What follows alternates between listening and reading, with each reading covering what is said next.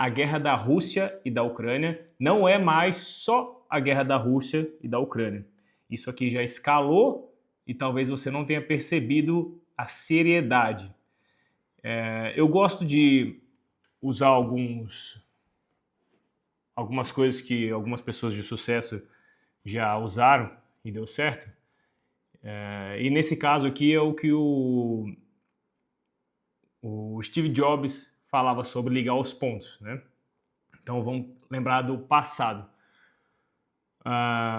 Quando a gente fala de que a guerra da Rússia e Ucrânia escalou e você não percebeu, talvez você tenha visto as coisas acontecerem no jornal, mas você não percebeu como foi no passado. Muita gente não lembra como é que foi no passado, como é que começou a Segunda Guerra. Então, eu fui aqui num site chamado Enciclopédia do Holocausto, né? A invasão da Polônia, outono de 1939. As tropas alemãs invadiram a Polônia no dia 1º de setembro de 1939, deflagrando assim a Segunda Guerra Mundial. Em resposta à agressão alemã, a Grã-Bretanha e a França declararam guerra à Alemanha nazista. Falar esses nomes eu não sei se o canal vai... Mas eu não estou falando bem deles, né? Estou só contando a história. A superioridade militar da Alemanha em relação à Polônia era esmagadora. O ataque à Polônia demonstrou capacidade alemã de combinar poder aéreo e uso de tanques em um novo tipo de guerra móvel. Na época, isso aqui era um pouco novo, 1939. Na época isso era novidade. Em 17 de setembro de 1939, a União Soviética invadiu o leste da Polônia, definindo o destino daquele país. A última unidade operacional polonesa se rendeu no dia 6 de outubro daquele mesmo ano. Após a derrota da Polônia, no início de outubro de 1939, há um mês, a Alemanha e a União Soviética dividiram o país de acordo com um protocolo secreto do Pacto de Não Agressão Germano-Soviético, desde aquela época, né? Aqui outra parte importante para entender tudo isso: o Pacto de Não Agressão do Bigodinho com a Polônia. Uma das principais grandes iniciativas de política externa do Bigodinho, após chegar ao poder em 1933, foi a assinatura de um pacto de não agressão com a Polônia em janeiro de 1934. Você vê quanto tempo antes começou tudo isso, né? E aqui, agora, em 2024, a gente viu que isso começou alguns anos atrás, não é do nada. Um pacto de não agressão, 1930. Esse pacto foi criticado por muitos alemães que apoiavam o Bigodinho.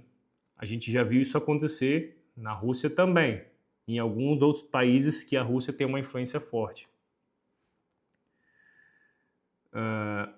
Mas que se ressentiram do fato de a Polônia, após a Primeira Guerra, e de acordo com o Tratado de Versalhes, havia recebido duas antigas províncias alemãs da Prússia Ocidental, e a Poznan e a da Alta Silésia.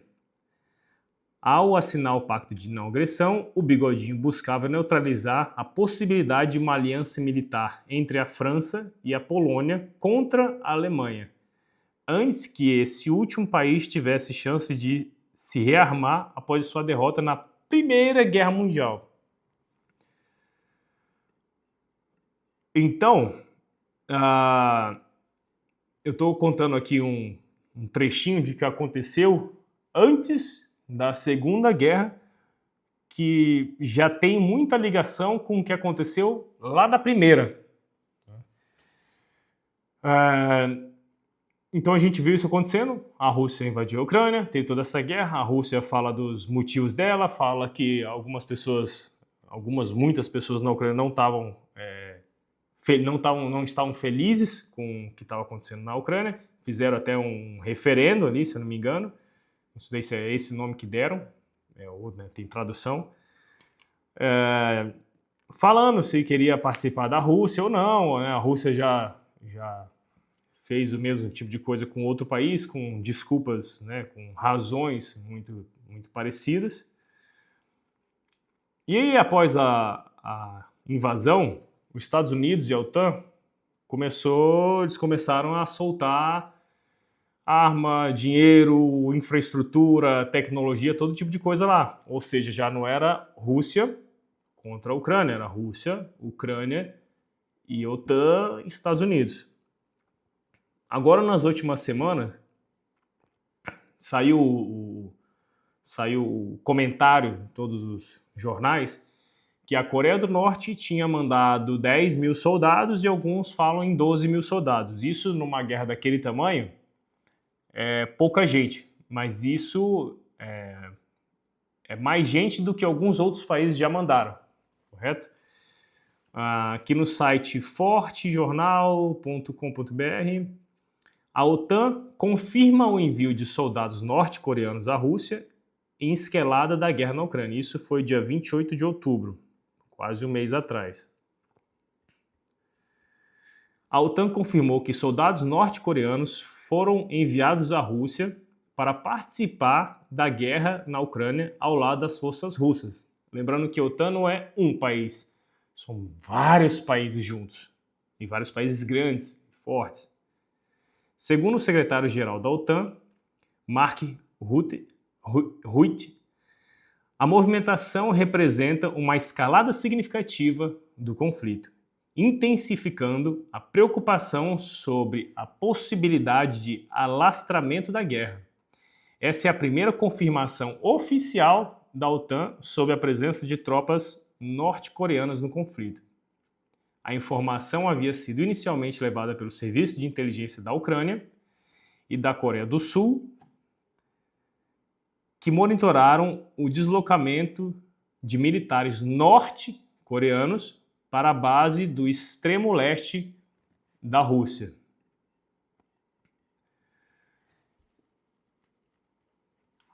Hoje em dia, não é tão simples, as coisas não são tão simples como foram ali na Segunda Guerra Mundial. E por que eu falo tão simples? Hoje um computador que eu estou usando, ele não foi simplesmente fabricado nos Estados Unidos e mandaram aqui para minha casa. E quando eu falo computador, eu falo ar-condicionado, é celular, é televisão, é carro, sofá, móveis, porta, tudo que você vê hoje, caneta, papel, tudo que você vê hoje, com o mundo muito globalizado, é produzido uma parte num lugar, outra parte em outro lugar, a ponta da caneta é feita num lugar, aí a outra indústria compra X milhões de ponta da caneta, fabrica uma outra parte, vai para outro lugar. Então, o mundo é muito interligado. Você pode ver na época da crise sanitária, que as pessoas começaram a se desconectar mais, o trânsito entre os países ficou mais difícil, o tanto que as coisas ficaram mais difíceis. Produto para chegar nos hospitais, nas empresas, a economia mundial para circular, e eu não estou falando só de dinheiro, estou falando de produtos, de coisas que os países precisam, cada um tem a sua demanda, ficou muito mais difícil.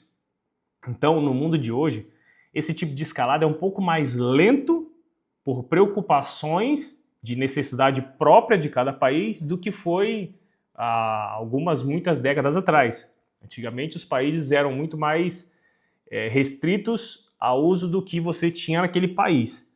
Então, para um país começar uma guerra com outro, era muito mais, entre aspas, simples, porque não dependia tanto quanto depende hoje. Antigamente, dependia menos ainda. Antes, dependia menos ainda. Por isso que tinha cada vez mais conflito.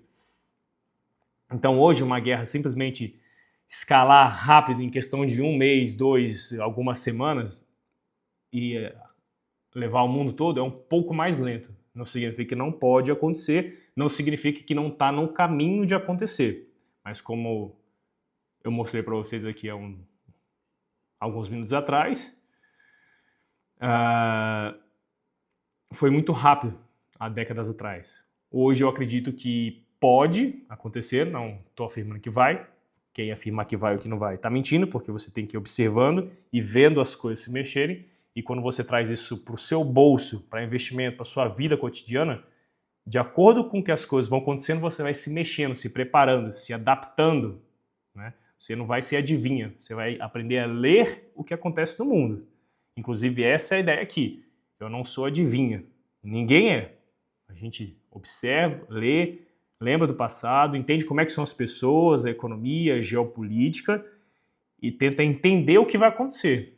Você usa informação do passado, usa informação do presente, quem eram as pessoas, como é que eram os negócios, como é que era o mundo, como é que está agora, e tenta ir olhando para onde a coisa está acontecendo. Se um carro está virado para lá e as pessoas dentro desse carro querem ir para lá, não adianta você falar, não, mas eu acho que vai para cá. Rapaz, o carro está virado para lá e as pessoas querem ir para lá. Para onde você acha que vai? Ah, então vai para lá. Ótimo, então você não está prevendo o futuro, você está observando as coisas acontecendo e tentando entender para onde vai. Você não está adivinhando, você está observando.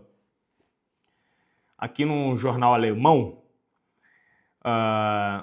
Deutsch, não sei o quê, eu não sei ler esse W deles. O que fala o direito internacional sobre essa ajuda norte-coreana? O direito internacional diz sobre a presença de soldados norte-coreanos na guerra da Ucrânia. Ao guerrear contra a Ucrânia, a Rússia atenta contra o princípio de não agressão, lá atrás. Caso a Coreia do Norte apoie esse ataque com seus próprios soldados, então também a Coreia do Norte estaria violando o direito internacional, segundo Klaus Kress, professor de Direito Penal e Internacional da Universidade de Colônia. Segundo ele, tanto faz se os soldados de Pyongyang estão na região russa de Kursk, em áreas ucranianas anexadas pela Rússia, ou em território de domínio ucraniano. Em todas essas hipóteses, a Coreia do Norte estará, pelo menos, contribuindo para uma ação violenta proibida pelo direito internacional. E o que o Putin pode estar ganhando com isso? Para que ele vai chamar 10, 12 mil soldados, sendo que tem 600 mil ali envolvidos? O que os jornais mais especializados dizem é que a Rússia sempre teve armas mais antigas e tudo mais, sempre se prepararam muito para a guerra, mas eles pensaram muito na parte financeira, ouro, commodities, petróleo, gás, minério, enquanto os norte-coreanos não têm tanta essa preocupação porque eles fecham demais o país, eles focaram muito em armamento, em tecnologia voltada para isso. Inclusive, é com esse tipo de pressão que eles fecham muitos negócios. Dessa forma, é de interesse dos norte-coreanos petróleo, gás, minério, tecnologias de exploração, que é o que falta muito para eles, e também é de interesse do Putin tecnologia de armamento, armas e até soldados treinados para ajudar nas deficiências dele. Então, é o tipo de apoio que, para eles, faz sentido no que eles querem. E é por isso que isso está acontecendo agora. Pode ser que mais países se juntem para a Rússia, por interesse. A China nunca se colocou contra, inclusive até facilitou sua forma de pagamento para a Rússia conseguir usar. Então isso aqui a gente está vendo a história acontecer. A gente tem que observar isso, entender o que aconteceu na Segunda Guerra. Para onde foram os negócios? Os países, que é a realidade brasileira, que não estão envolvidos. Eu espero que o Brasil não se envolva, né? E na verdade eu espero que nenhum país mais se envolva. Para mim, se falasse, Bruno, você tem o poder hoje de resolver o que vai acontecer. Eu queria que hoje parasse a guerra. Vai acontecer? Óbvio que não. não tenho poder de porra nenhuma. Mas o que eu queria era isso, porque para de morrer gente, para de morrer soldado. Ah, mas não é justo, porque um país invade outro. Se coloca no lugar do pai que tá lá, ou do filho, que o pai foi pra guerra. Ele queria o quê? Não, meu país tem que ser... Não, deixa meu familiar vivo. Vamos começar a construir aqui outro país, vamos começar tudo de novo. Acaba com isso. Graças a Deus eu nunca passei por isso. E 99,9% das pessoas que estão me assistindo também não. Mas pode ter certeza que essa é a maior desgraça que pode acontecer na vida de uma pessoa. Então o meu desejo era esse, que acabasse hoje e as coisas iriam se resolvendo por meios mais diplomáticos. E por isso eu falo que acredito que não, que o Brasil não vá se envolver e desejo que não vá se envolver. Comenta aqui embaixo se você acha que o Brasil está indo na direção de se envolver nisso ou não. O Brasil teve uma reunião com o G20, agora há poucos dias, e eu comentei num vídeo aqui, eu vou deixar para vocês. E comenta aqui para mim, você acha que o Brasil vai entrar nisso? Para onde você está vendo que o carro está indo? O que você acha que vai acontecer? Me conta aqui e me ajuda aqui no comentário, ou me ajuda aqui na curtida do vídeo, para o vídeo conseguir ganhar mais relevância e conseguir o YouTube espalhar esse vídeo para as pessoas. Se você puder compartilhar com alguém que acha interessante esse tipo de conteúdo, esse tipo de conversa, manda que isso vai me ajudar muito. Beleza?